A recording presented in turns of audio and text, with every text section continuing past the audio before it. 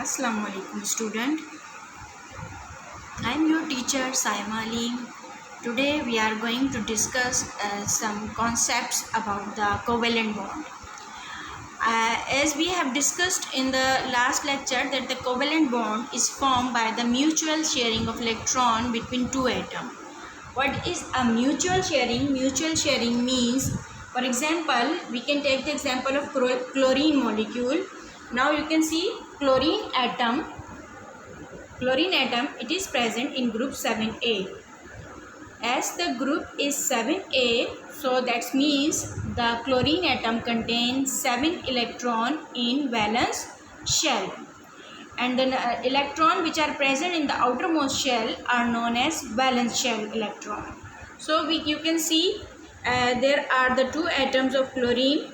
I am taking a chlorine atom.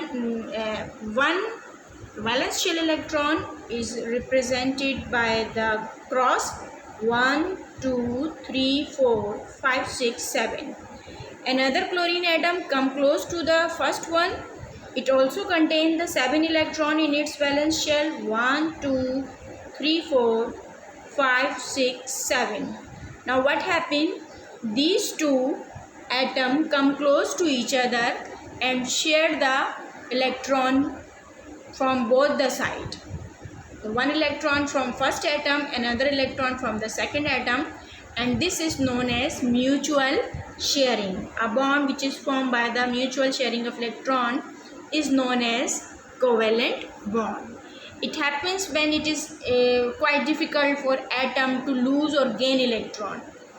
Every atom want to be stable, and the atom form covalent bond, or sometime it forms ionic bond depending upon the condition, whether it is easier for atom to lose or gain electron. In certain cases, when there is not when the gain or loss is not possible, the atom prefer to form covalent bond, which is formed by the mutual sharing electron. And after the formation of covalent bond, the chlorine molecule, now it is not no more atom, it becomes molecule. Now chlorine molecule becomes stable. इससे पहले जब bond नहीं बना था तो इन दोनों atoms का octet complete नहीं था. Octet means what is an octet? Octet rule is the rule which indicate if there is a 8 electrons are present in valence shell, then the atom become stable. For example, you can see we are having two chlorine atom, but in these two chlorine atom, when they were separate, the octet is incomplete, and after they form a covalent bond, now what happened? This one atom 1, 2, 3, 4, 5, 6, 7, 8. The electron pair which is shared between the atom, you have to understand that this is a shared pair of electron which we have to count from both the side. हम इस side पे भी इसको count करेंगे, इस side पर भी count करेंगे, और दोनों साइड पर आप देखेंगे कि अब जबकि बॉन्ड बन चुका है, ऑक्टेट रूल के मुताबिक दोनों एटम स्टेबल हो चुके हैं. Now both of these two atom are stable after the formation of covalent bond, which is formed by the mutual sharing of electron.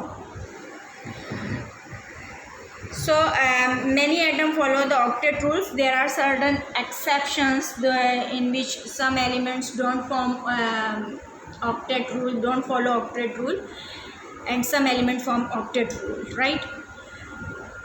At the same time, this explanation of the covalent bond, this is known as Lewis concept. Lewis concept give us the clear description about the valence electron and their mutual sharing, but there are so many aspects of the covalent bond which cannot be explained by Lewis concept.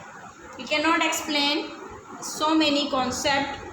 This is the Lewis concept of the covalent bonding, right, which indicates the valence electron by dot and cross model, and you can use a single line also to represent the covalent bond. There are so many aspects of covalent bond which cannot be explained by Lewis concept. Those aspects are we cannot explain the shape, size, geometry, and magnetic properties plus bond energies cannot be explained by this description, and the bond strength cannot be explained by this concept. We cannot explain all these things of the covalent compound. The shape of covalent molecule cannot be explained by using these concepts.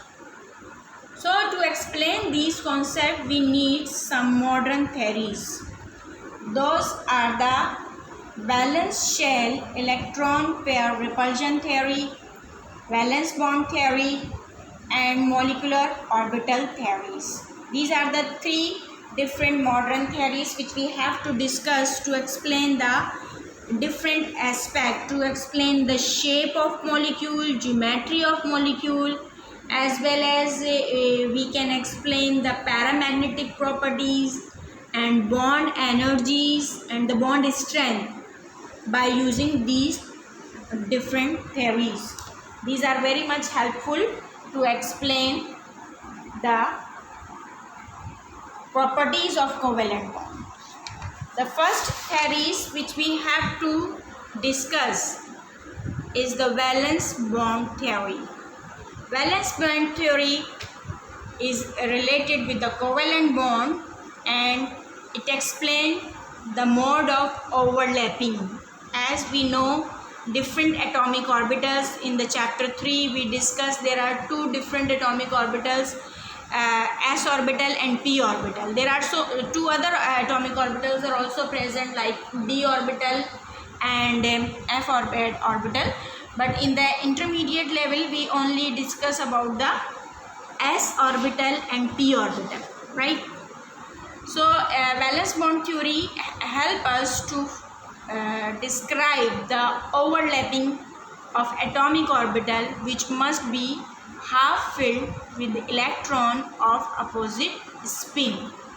It helps us to give the overlapping style, whether the bond is formed by the s atomic orbitals overlapping, either it is forming by the sp overlapping, or it is forming by pp orbitals overlapping, right?